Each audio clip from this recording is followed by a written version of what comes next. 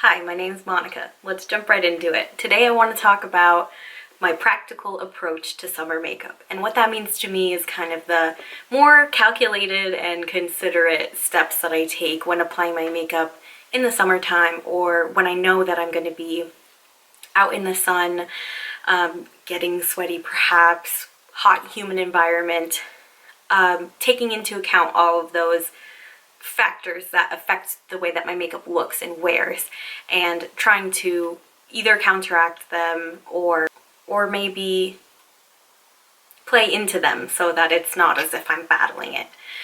Talking about, for example, embracing a dewy skin look during the summer, because chances are you're gonna have a dewy skin look, and so fighting to have an ultra matte look just isn't as practical in my opinion. So anyway, I can't really start off a video talking about summer makeup and a summer routine without talking about sunscreen. It is very important, and we know this. I am not a doctor, but I am a skincare enthusiast, and I have heard from many doctors that you always need to be opting for at least SPF 15 or higher. And you know, that's not really a tip, so I guess the tip would be to find a formula that really agrees with your skin and that you actually want to reach for. Once you do that work and find something that doesn't bother you on your skin, it sinks in, or maybe it even acts like a primer, I would highly recommend finding a cosmetically elegant sunscreen, one that might be intended for wear under makeup, or maybe you're not going to put any makeup on top, but still finding a really good go-to sunscreen formula. Right now, the one that I rely on usually every day, and the more cosmetically elegant one that I have, is this Beat the Sun, which is from Crave Beauty. But there's definitely lots of options in the drugstore, and I encourage you to look into filters and formulas. If you feel like you're sensitive to sunscreen, maybe it's just a specific filter. But yes, sunscreen is very important, so please, let's all remember our sunscreen. Moving on to prime or not to prime, that is the question. And for you, it might be no. For me though, the answer is priming, and using especially a gripping primer is going to help my makeup stay, and so that is what I usually grab. I will put it mostly just in the places that I'm putting product. And that goes into tip number 3. Moving along quickly here. We have my personal preference during the summer is to actually spot conceal instead of laying down a coverage foundation base. And so if I'm going to be using a tinted moisturizer, I'll be only putting it on the spots that I want coverage on. Usually though, I'm concealing. I'm using a concealer. I really like the Kosas one. These kind of more thin, stretchable formulas, I think, wear a little bit better and hold up to the heat and sweat, and so consider maybe a hydrating formula.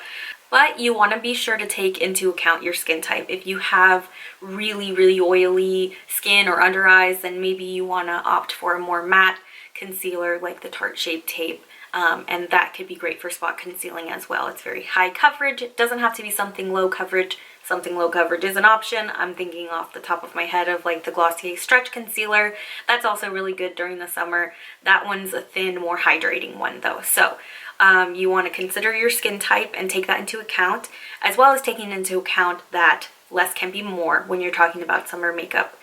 The one thing that I am very liberal with though is setting spray. If I have, you know, a very light layer of everything else, I'm going to have a very robust layer of setting spray, and I do prefer to use one that is meant to keep your skin matte. That doesn't always mean that it's going to be keeping your skin matte, especially if you're putting that on top of glowy products. My holy grail, and a lot of people I think really enjoy, the Urban Decay All-Nighter Setting Spray.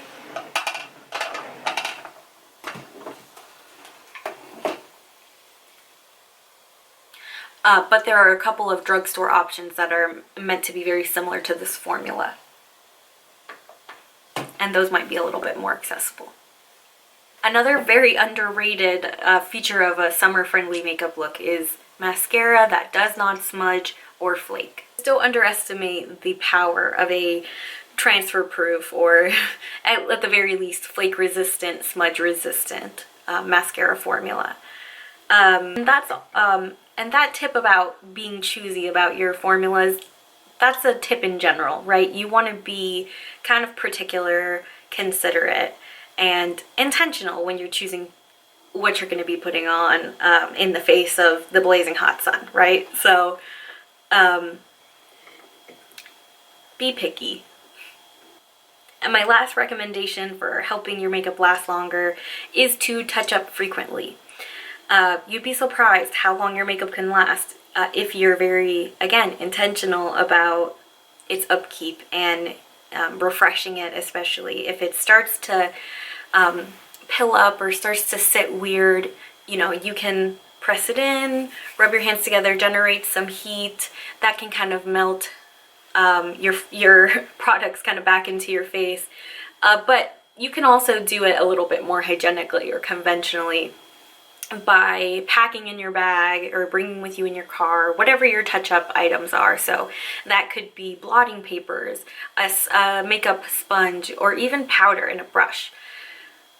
Maybe there's a little bit of a prepare for the worst, prepare for the, I don't know what it is. Maybe there's a little bit of that spirit where I would say just definitely don't underestimate how often you might want to or need to touch up, because the more you do it, in my experience, the longer your makeup can tend to last. So that's it from me. If you have any makeup summer tips, please do share them and put them in the comments. I love to chat with people about their routines and knowing how they approach their makeup, especially if it changes seasonally. And so maybe I'll do multiple of these, one per season. Whatever you want to see, please let me know. And if you watch the whole thing, thank you so much. I really appreciate it. And please subscribe, and I hope to see you in the next one.